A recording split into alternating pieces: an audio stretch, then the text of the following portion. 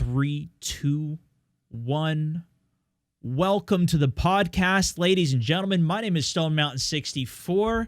This is the Fireside Gaming Podcast, where we talk about a ton of different things related to video games. I've been creating content for over 8 years online, and I've been wanting to do a podcast forever. We now do the show every other week, and I'm excited to be back with you guys because there's been a massive amount of stuff. We talk about a lot of the stuff from my actual live streams, which I do every day over on Facebook. We also talk about just general stuff that's going on, and this is recorded with my supporters live. We take a lot of their questions as well as general community questions from time to time, but this is, for you guys, kind of catch up on all the stuff that I've been doing and what I kind of think. Now, I do have a kind of bias for Battle Royales. I like that in general. If you've been listening to the last podcast, you know that, but yeah, man, that's what we're going to talk a little bit about today. Plus, actually, I wanted to start it with VR. This has actually been something that I had really wanted to get into for a long time, but I actually did receive one. I won it, or I got it at an event, and I had tried it out once. It was an Oculus, but I didn't like having to set the cameras up every time because in my office, like, it looks like a pretty nice space here, and it is, but there's not that much room, and I shift stuff around so much that I had to recalibrate it and do all this stuff every single time. Well, I saw recently they came out with this Rift S, which is what that's what I just got. I wanted to try some VR streams. I had gotten some requests for it, so I said, F it, let's just try it. So I got it. It is like an all-in-one type thing. So the speakers are built into the ear bit here. You just leave it plugged in. But the best part was that it has cameras on it. I don't know how many cameras, but the cameras are directly on it, and that's what tracks literally everything. You don't need to set up additional cameras that track you. It just tracks from the headset. And there is one cable on this one, but it does like all the audio, video, and everything. So that's good. It is really kind of annoying having the cable, and the controllers, they're good. I mean, it's kind of cool. You can do individual finger tracking, which I don't believe was on the last one as well. But I wanted to explore this a little bit more. So we did some streams with Beat Saber. I see why the game's so popular. It's very, I don't know. For me, it was a really difficult game, actually. And I actually was getting pretty tired doing it, too. Especially because I learned that you actually get more points for the wider that your swing was. So you'd want to do these really wide swings, but you move more. And in like an hour or two of streaming, I was sweating. It was actually pretty rough. And just 2 days ago or so, we just tried Pavlov VR. Now, I only went into the training for this, but that is legit like shooter game. You know, you got to put the magazine in, like everything. You know, you're the typical VR game that you might have seen in some videos of whatnot, of like, you know, reloading guns, frags. You got to pull the pin, throw it, and like go through all the motions of it. And it was crazy to actually do that. There's definitely a learning curve, and it was really janky pulling up to my actual to aim down sight.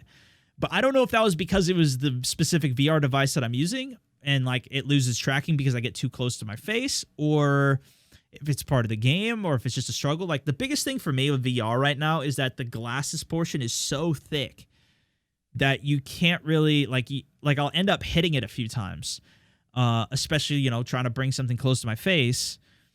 I also did read, some people were telling me in the chat that, you know, you can get like an attachment where the gun, you know, if you're going to hold it two-handed to the gun, it'll kind of attach to this brace, whether it's like a plastic or metal thing. You put the controllers in that so it actually feels more proper, because it was really weird trying to two-hand hold like a sniper rifle, and my hands shake in general, and I'm trying to hold them out in front of me like with just doing nothing. Like, I'm not supporting on anything. And it was really hard to actually snipe at it or do anything. I'm sure you can learn and get better at it, but it was really weird to try out. That being said, it's pretty cool, and I had a ton of fun doing it, and so I'm definitely going to be trying to stream it again. I think VR still has more steps to take in terms of, you know, a lot of people were asking this week about VR. We'll probably talk more about it with some of the questions that people had as well. Even in chat right now, people were talking about it before we started this up. So it's like, yeah, this is to me, huge opportunity and something that's super cool, super fun to do. But this eyepiece needs to not be so thick. The quality also actually is pretty good. I'm pretty impressed with how detailed it is, and like you can't read everything perfectly in terms of text, but you can read pretty well because if you think about it, it's like imagine your phone just being right up in your face.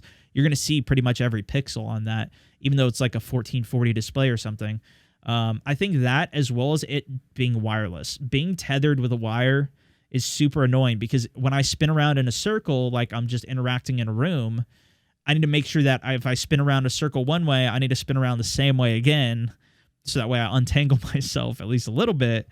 And it wasn't the best, but I see the potential, and that's where a game like, Beat Saber, that's why I say it's better, because you don't need to turn around anywhere. It's literally just looking forward, and it's on a beat. It's like Guitar Hero, which I had a ton of fun with Guitar Hero. So, and yeah, I haven't even gotten it. I didn't even really get deep into it either. So it's pretty exciting, dude. And apparently there is like a Battle Royale version of a game as well, which I haven't played. What's the cost of it, Rimas? This one I think was $400, somewhere $300, $400 or so. But the next thing for VR that I saw, and I was talking about this with Aculite and some of my buddies, was the Vive Index, I believe it is called. It's going to be $1,000 though. 1,000, which you still have to plug into your computer, to my knowledge. I didn't completely look into it, but this one looks super cool. I don't know if you're going to need cameras for it either. If it needs cameras, that would be a bit disappointing to me. I don't like using the cameras right now because, like I said, I don't want to set everything up. But the innovation on the controller, if you guys look up this thing, Boneworks, the guys at Corridor Digital, I don't know how exactly it's all being created, but I know I've met a couple of the guys at Corridor Digital before, and I know they're in the videos of this game called Boneworks. So I think it's like part of their team is working on it or something. But it's basically like you've got a controller here. I'm showing it on my screen if you're watching on YouTube or on Facebook here. But you're holding the controller in your hand.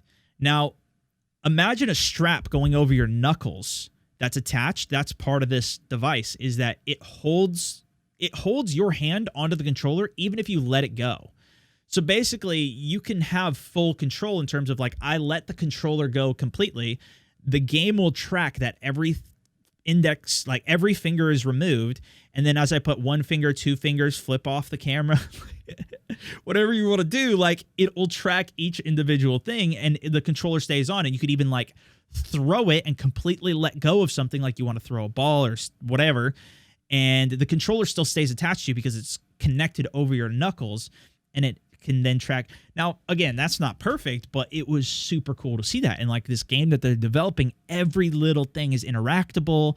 Like if you pick up an axe and throw it into the wall, it will properly stick into a wall if it's wood, whereas it'll clink off if it's metal. And like the level that things are getting to is pretty cool. It's still early. I think it's still very much an early adoptive thing.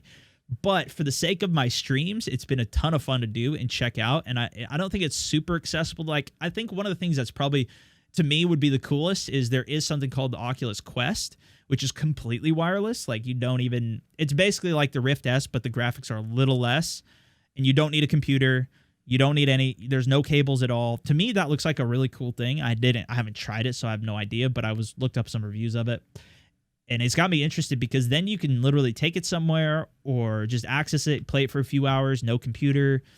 Has a lot of benefits. So that's why it's going in a pretty cool direction. Personally, I'm really liking it. And I know some people were talking about, too, in my chat, the last time we talked about it was like full body things and all that whatnot, and tracking and running and one of those things. It's a bit much for me right now, but something simple like this, we're definitely going to explore it a little bit more. And, especially try some of the actual shooting games on it. There's another one called Onwards that people have told me to try. Pool Shark had messaged me about it too. So I want to check some of those stuff out.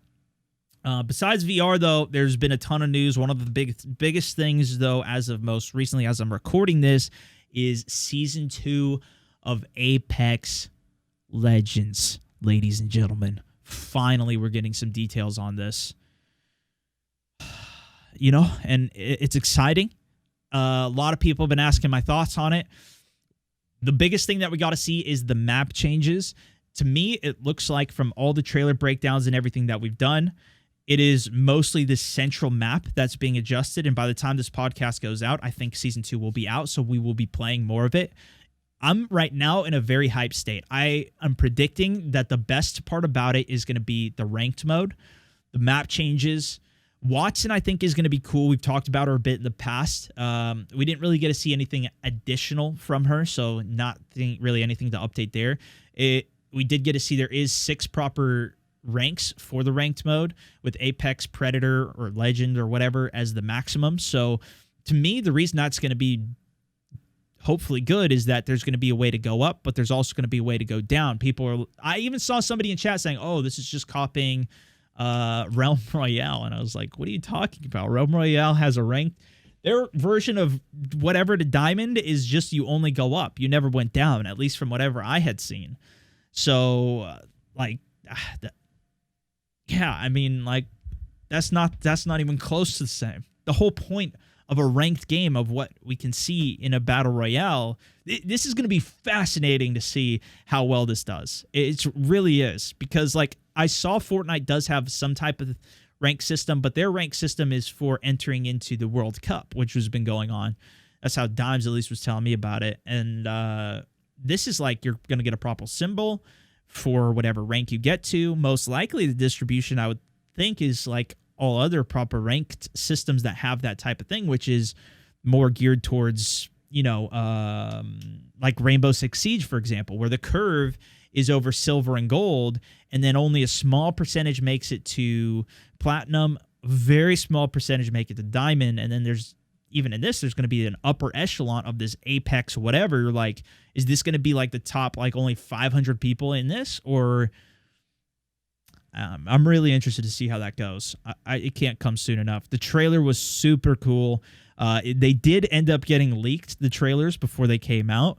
And the trailers are so good, there's no question that they were legit.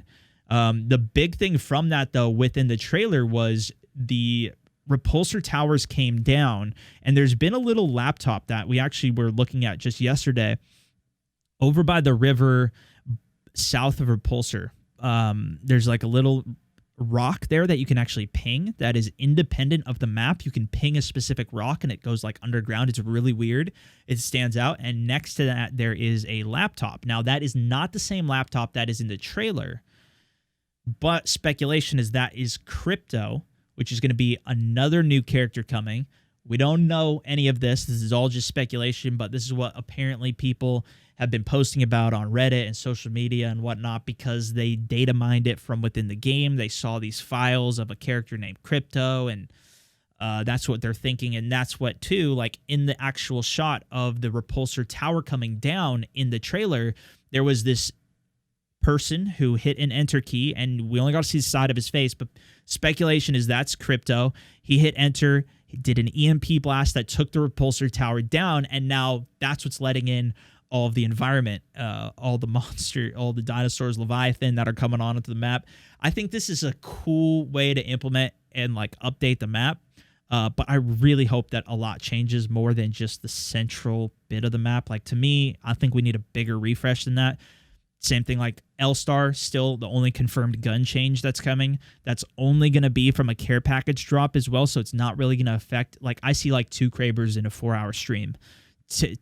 From like, I'll actually get... My teammates will pick the other ones up. So if we're expecting to see the L-Star at that rare of a rate, then it's going to be something that's pretty damn rare. And maybe it's more. They said they're going to be switching it up. So like, the Kraber will come early game, the Mastiff will come late game. They didn't say anything about the new L-Star, but now you're competing with all these guns, so how much are we going to see that? The benefit, though, I will say of that, is they have it set so they're going to change all the other guns. Like, they're making huge shifts in the meta of the gunplay.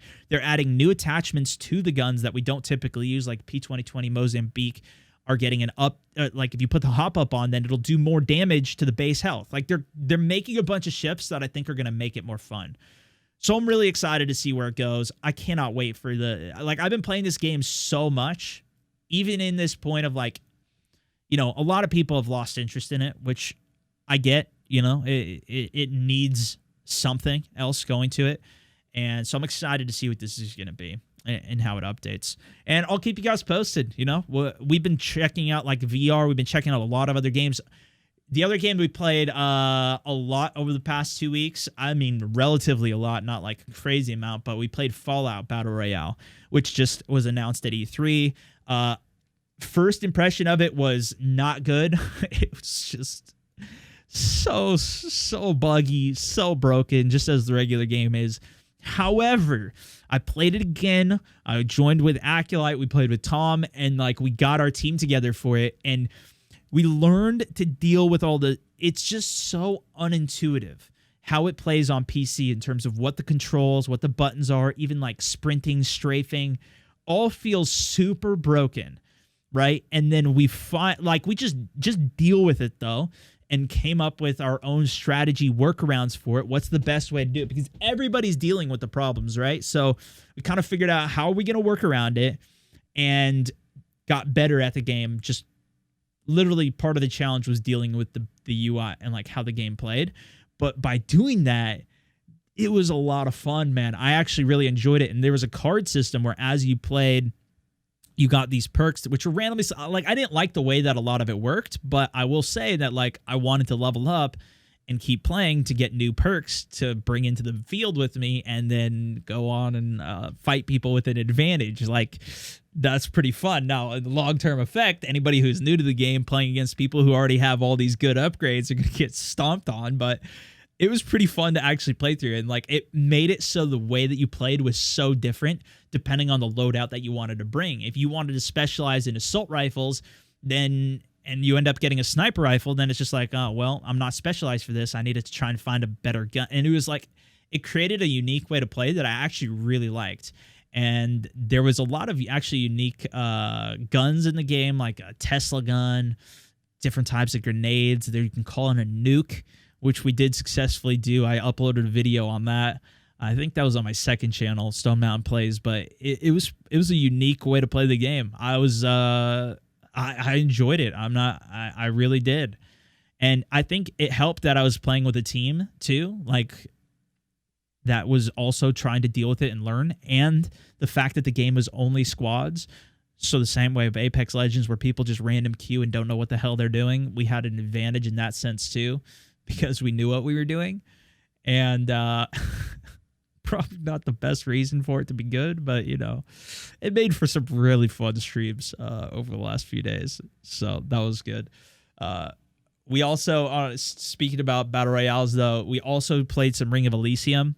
That one was very interesting. I think I would, honestly, like, I feel like I'd rather play Fallout, though. They changed Ring of Elysium, which is this Battle Royale game we played a lot over the... It's like always, it's been in this early state. It's actually, if you guys play PUBG Mobile, it's from the same creators. I'm pretty sure about this. Not 100% sure because it's been so long, but Tencent is the creators of PUBG Mobile. They, you know, helped PUBG create PUBG. They created PUBG Mobile, and then they created their own version of a Battle Royale, a PC game, Ring of Elysium, and it's gone through so many iterations at this point, like 4 or 5 different maps, different ways to play the game. They changed it to this new thing called Ashen Eye, which is, as you go into games, you have an eye of the storm. Rather than a constantly closing circle, there's an eye of the storm that moves across the map, and you have to stay within. And if you're outside of it, you lose oxygen. So you have to keep your oxygen tank up, and once you run out of oxygen, you die. Interesting concept. It's no longer based on your health. You don't take damage for being outside the zone. You lose oxygen. You can steal other people's oxygen and stuff. It's a free game, but it kind of plays like it too. It's a little clunky, but the graphics were pretty cool. Overall, it actually did run pretty well. I think I was getting over 100 FPS. There's a couple quirks with it, but ultimately for me, it was like, I kind of rather just play something else. And the other problem was that the way that worked is whoever was the kill leader was in the center of the zone. Or whoever was whoever was the oxygen leader. It's weird to think about oxygen, but whoever had the most oxygen in their tanks and was inside of the eye of the storm would win the game after 3 minutes. But they had an icon over their name, and so on their map, so everybody could just go attack them. Like, you're always showing on the map. You can just go attack them freely. So it really was better to just kill everybody, have the most oxygen, stay outside of the zone, and keep killing everybody. And every game almost ended with everybody dying, not the pickup from that, staying alive with the most oxygen in the center of the zone. And now that could have just been a problem because I was playing with Acolyte and he likes to shoot and push people with me. So we just ended up pushing and killing everybody most of the time.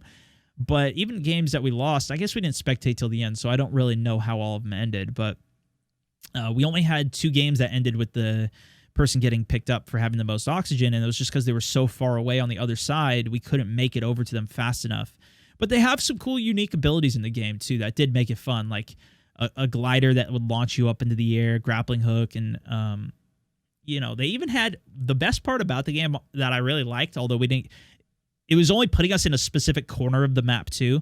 But the other thing that I really liked about it was they had this, I don't know what it's called, but when you go into the water, a little water speeder machine that lets you dive underwater. You can actually shoot from it too, but you could fly across the water. So if you had to cross a river or go underwater, you went super fast. And it was one of my favorite things because I hate swimming in PUBG and some of these other games. It's the worst. I like that Blackout. At least you could shoot while you were underwater, but it's so frustrating to just swim for 3 minutes and die to the zone anyways because it's so slow. I'm talking to you, PUBG, crossing over to freaking Military Island, okay? Yeah. What else did we play this week? We played some Mortal. It's always a good game. We got a carrot. There's a golden secret carrot in the game. That was fun. Wielded the power of that. Ring of Elysium, got that. Fortnite. We played Fortnite for a little bit. I'm trash at Fortnite now. Pretty bad, dude. I ended up getting a new mouse. If you guys remember me talking about that a few weeks ago, we got a new mouse. This only has 2 buttons on the side rather than buttons like the other one had 5 buttons. This one has 2. So I'm much more limited, and I had a lot of my binds for that game on here. So I had to relearn a lot of my binds. And I can learn it. I can get better at it, but I just haven't put the time in, and I want to, but I just haven't done it yet. Benjamin says, so anyways, we played it for like an hour or so, and it was pretty fun, but I gotta figure a lot of stuff out. I played some WoW. Yeah, dude, we did play some WoW. At the end of one of the streams, we played through the 8.2 update. We played Battle for Azeroth, and that was fun. I really enjoyed playing through that when that came out. I really enjoyed the raid. I ended up beating Gahoon from the first raid, which is the final boss from it, on heroic before we finished the before like the update came out. I got it's called the ahead of the curve achievement on it. I was proud of that, and then I stopped playing it as soon as I got it, dude. I just went on to other games. I think that might have been when Apex came out too, and I got distracted. I don't remember exactly, but I never went back. I really want to do the second raid that they came out with, and they're coming out with a third raid, and I want to do that one too. But we got to get some more gear, and we got to figure that out. But I had so much fun with the first one, and like I like the deep mechanics in it too. So, it's a good challenge. I think we might try and do that. There was one other thing that I saw in the chat here. Played WoW. There was one other thing somebody had mentioned. Ledge grabbing in PUBG. Last week we did do some customs on PUBG. I'm waiting for it to come out in full so we can get some games. And I didn't really have a super great content in terms of me playing for me to upload. We had some great community games. We just did that. And it was a ton of fun. But I really want it to come out so we can all play it, and like I can play in some regular games too. But they added ledge grabbing into the game, and they made a couple other changes, but I think that was the most significant one that since we had last talked, because they updated the Erangel map. We had talked about that. And I think we might do some more of that tomorrow too. Played Rocket League. We did do some Rocket League. We played a lot of games, bro. We played a lot of games. Rocket League was fun. We got up to we were playing with silvers, or probably silver. I think maybe we played one game with somebody in gold. Oh, yeah, the Desert Eagle was the other thing. We did 50v50, or no, 10-man squad Desert Eagle games on PUBG. That was what we were doing. That was pretty fun. It's pretty cool. Anyways, I want to get over some question and answers now. So your guys' questions and my answers. I have a couple that were pre-selected here that I'm going to go through. I'll try and keep an eye on chat here too, but let's get through some of the supporter questions here. Nick K. What impact do you think rank play will have on Apex as a whole? My overall fear with this is that it's going to split everybody up. There's going to be people playing ranked, then there's going to be people not playing ranked. So that's my biggest fear in terms of impact. I think as an overall impact, though, this is going to be a major shift for competitive scene as well. As soon as Fortnite's World Cup is done as well, I don't know exactly when that is, but I know the qualifiers have been going on forever, so it's got to be coming to end it in the next few months or so here at some point. That's pretty big. I think once that changes, I mean, we could see a lot of people shift towards Apex Legends. Like, they haven't done any competitive yet. There could be an entire esports arm of this that comes up, especially if there is legit rank play. Just like Rainbow Six Siege, right? Siege is one of the biggest competitive games out there, and it could be like that too. Now, there's a lot of... The thing that's hard with this, and I've talked about this a lot too, is whenever you're talking about Battle Royale and competitive, it's kind of hard to actually be competitive because there's so much luck in it. And there could be a way, though, like in the future, what if they make it so there's different rules for ranked?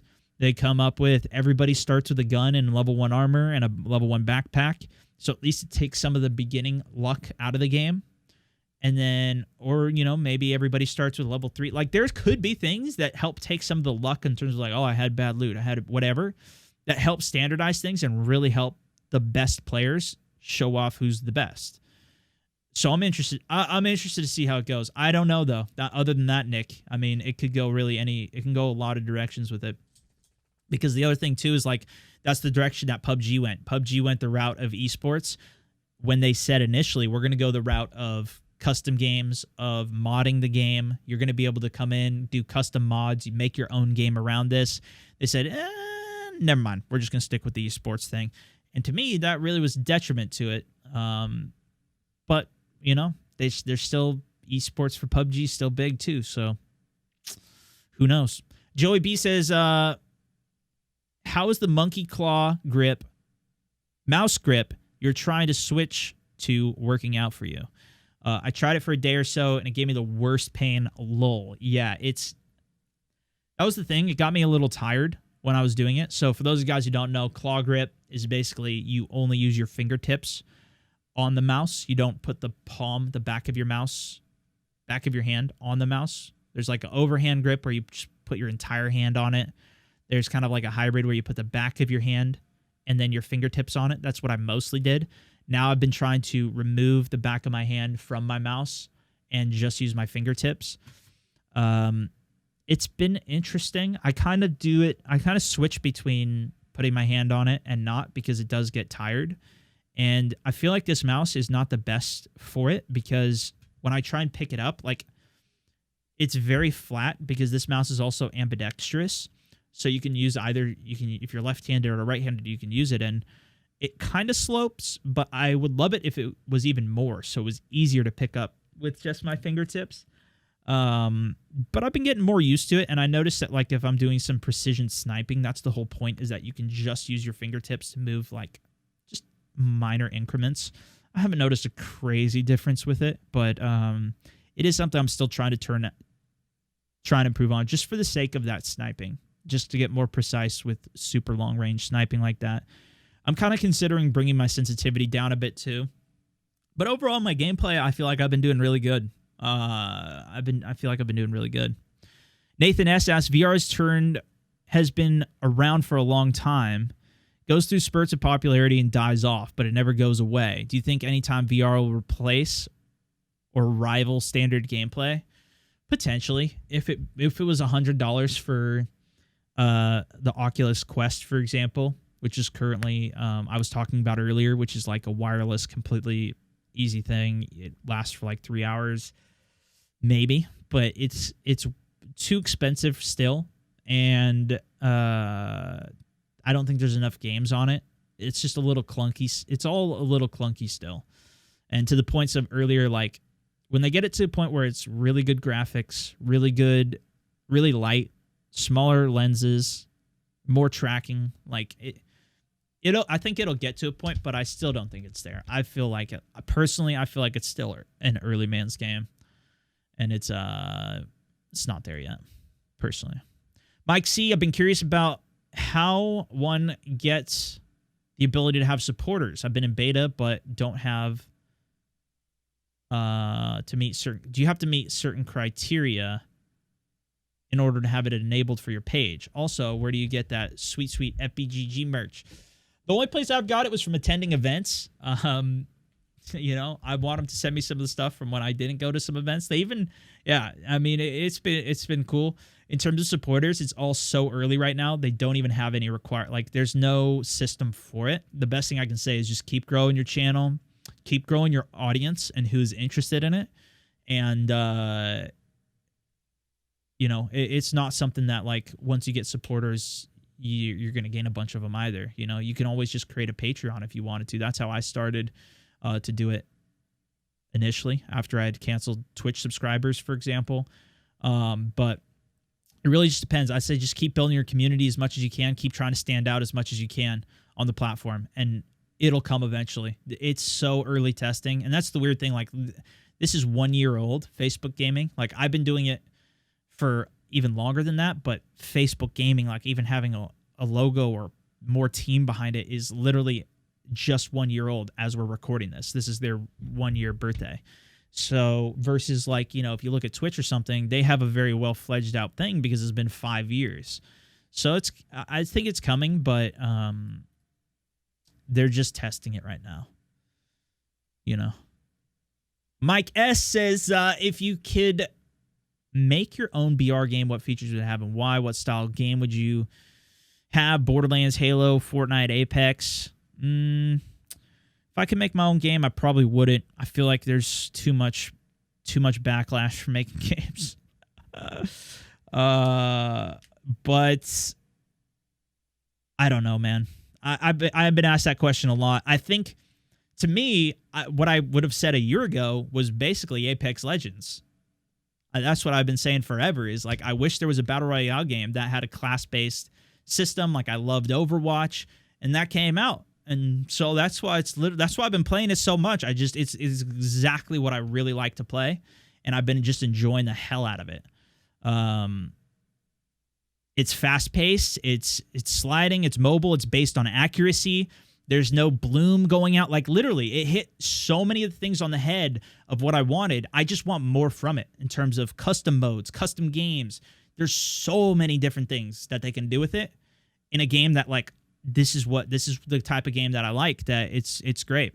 If Halo came out with Battle Royale, I'd definitely play that too. I love Halo. In the past, I played a lot of Halo 1, 2, 3, a little bit. 4, not as much. Didn't play 5. I didn't like that one. But, yeah. Chance V also asks, what was your original dream job, or was streaming what you always wanted to do? I was working towards a career in finance and investing. I had no idea what I really wanted to do. I went to college and I did a degree in economics. So I studied business and economics. I got a degree in economics, and I was just doing all this stuff on the side, but I was like mostly going for that. And so, but I was really interested in investing, in money management, and so that was what I got a career. I started in. I was working 2 years for a company doing that, and it was good. But, you know, this was a little bit more up my alley in terms of passion. I will say it's a little easier for me to do this in terms of me wanting to spend time and work on it all. You know. But no, I mean, this was not when I first saw this, it was 2011, 2010 maybe was the first time I saw people creating content online. People got to like 100,000 subscribers on YouTube, and it was like, oh damn. And I was probably like a few months in, and I saw this one dude who like got this insane house, and I was like, holy crap, look at this guy, this is insane. This is actually a thing. Like, people are actually doing this. And now it's like, it's so much, now there's so many stories that more people are like, oh yeah, that makes sense, that's a thing. But if you looked at it even then, it was like, even myself doing it was like, this isn't a thing. This could never be a thing. I don't know. It's crazy, dude. But yeah. Richie A said, recently re-listened to your podcast on Spotify. One of your first podcasts of the year, you said you'd set yourself some goals regarding your positive outlook and your content creation. Now you're at the halfway point of the year. Do you feel you've achieved those goals, or have they all changed at all? Some things I have not achieved for sure. One of those things is my design for my content. I've been trying to update some designs. I was working with somebody and it kind of fell through, and there's a lot of stuff that I just, it takes a lot to put together. Honestly, and I talked about this recently too, was like, I put all that stuff in place, but then, I mean, like, how much, I don't do a good job of keeping myself accountable on it in terms of the, I kind of set myself a goal and I go towards it. I didn't set super specific tight goals on it, which I should do, and maybe I'll do that next year. So that's one of the areas I've really failed at with that, but I've made some upgrades to it. The hardest part of it was at the beginning of the year, Facebook didn't even have a way to do supporter alerts, star alerts. Those were not a thing 6 months ago.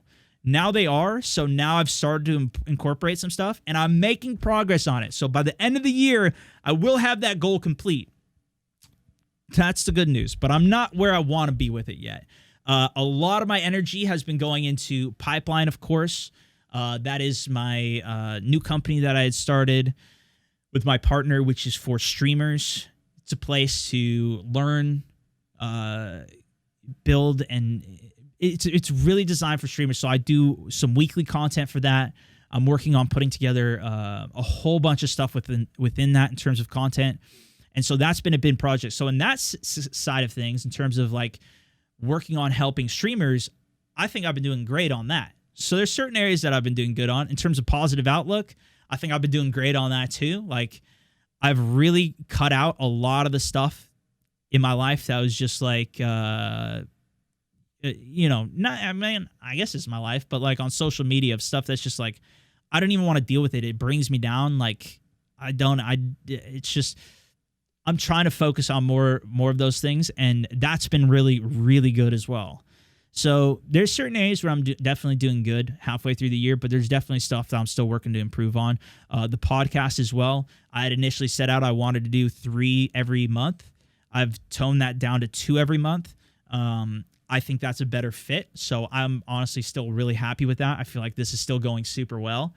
But, I want to figure out other ways that I can benefit my supporters and like make that something that's really cool and fun to do too.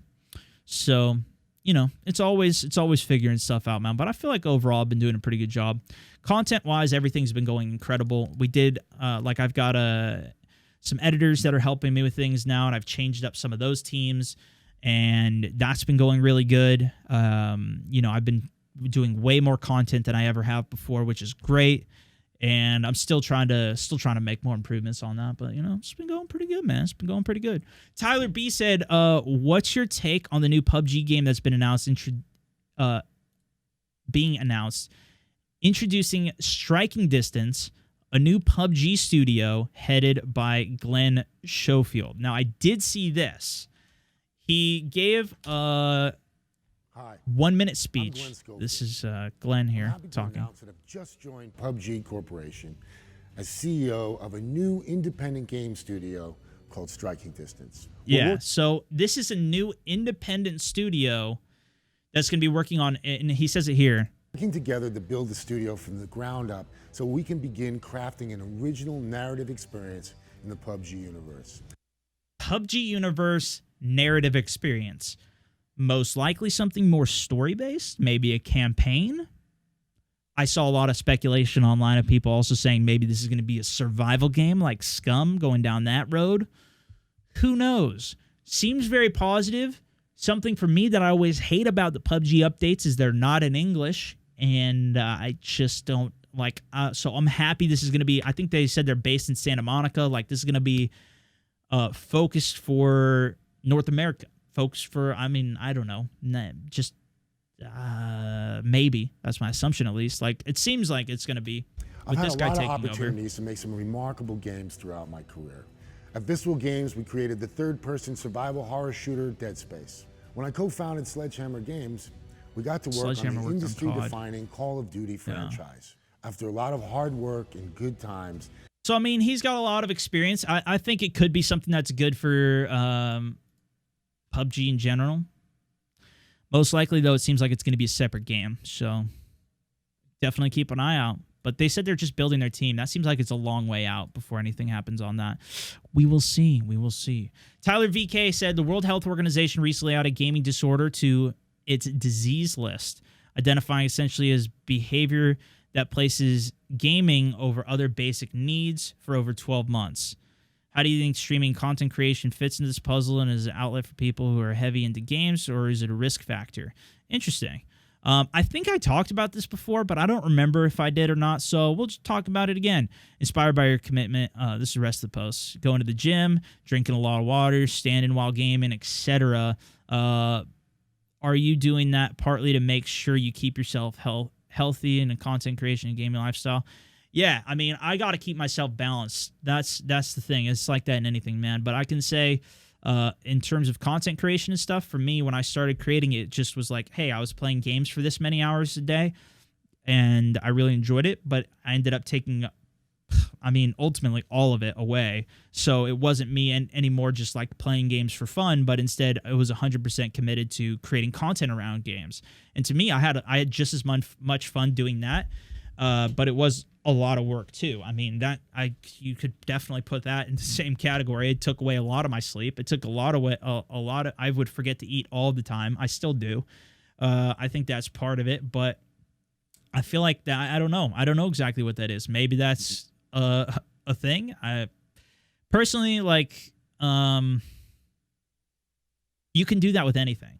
You can do that with anything. To me, that's an indicator of somebody really passionate about something. And, you know, it's really, you got to focus on what you're doing too. Like you need to, it sucks to deal with, you know, taking out the trash, eating healthy and doing all those, going to the gym. Like, it sucks, but doing that is like also beneficial. So I try and balance that, and I'm not great at it, dude. I really like, I'm pretty good. But like I've not always been great at it. And like, you know, definitely social, life and those types of things suffer because I spend so much time on it. But I think that's part of, I don't know, at least in terms of the content creation side, that was really just my entrepreneurial self coming out, right? Is like I was working, and I think anybody who works on their own business and is an entrepreneur in any field, not just content creation, but anything, could probably attest to, it takes a lot of your, a lot away from exercise, sleep. It takes a lot away from all of those things as well. So, I don't know. I feel like a lot of it, too, is just people don't understand gaming to the extent of what it is for a lot of people. Like, people are fine with people watching SportsCenter for 5 hours a night and doing nothing, or, you know, the news and just listening to articles like this and just doing nothing. But is that as much of an issue? Well, no, because that's what they grew up with, and that's what's just super common, and that's what everybody does, and that's just part of it. But gaming is just as much, I'm noticing at least, it's just as much as part of the culture now as it has ever been. Like, I go out, when I go to the bank, when I go to anywhere, almost everybody has because I'll tell people what I do sometimes, and almost everybody that I talk to has at least some type of game that they played or their kids played or something that is a connection. It is part of our society as much as anything else, as movies, as TV shows, as anything. And like in terms of business, like I have a bunch of great relationships in business too, of like I've met people that also play this game. Even coworkers at my previous job also played a bunch of games, and like that was something we can relate with and something we could talk about. And just like a movie or whatever else it is, or the news or whatever. So I don't know, but there's definitely a risk with anything in terms of overdoing it and, you know, keeping yourself balanced on things. So, yeah, I don't know. I kind of went off a little there. I don't know if that was coherent, but I think it was. It's kind of weird when I do the podcast by myself because I just kind of keep talking too. So, you know, it's fun. Any summer/holiday plans? Get some downtime with the wife and bear? Not right now. Mostly just chugging ahead, you know, keeping up with everything. We do occasional some weekend stuff, but I am going to be gone. I'm going on a business trip next week, and I think I'm going to be doing another little event thing after that. So I get away a little bit, but not so much in the terms of the ways that I would love to get away and do a holiday or something like that. But maybe we'll do something in the future. That's a wrap for the podcast, though, guys. That was everything I wanted to talk about. I want to keep it a little shorter today, too. Got 46 minutes in, and I'm still doing my live stream today. Of course, we're keeping up with that. So some exciting stuff happening with Season 2 next week. We're going to be playing that, getting into ranked, some cool events that I'll be going to and talking more about in the future, too. Can't get into that so much right now. A lot of fun stuff going on in terms of the games that we're playing, but yeah. I hope you guys enjoyed it. If you did enjoy listening to the podcast, make sure you give it a rating over on the iTunes. If you want to give it a reaction over on the YouTube, that is supposed to. But I try and put it out everywhere for you guys. It's on Spotify as well and a bunch of places. Keep it tuned in on all my platforms and whatnot. And I'll see you guys soon. That's for this one, StoneMountain 64. Over and out.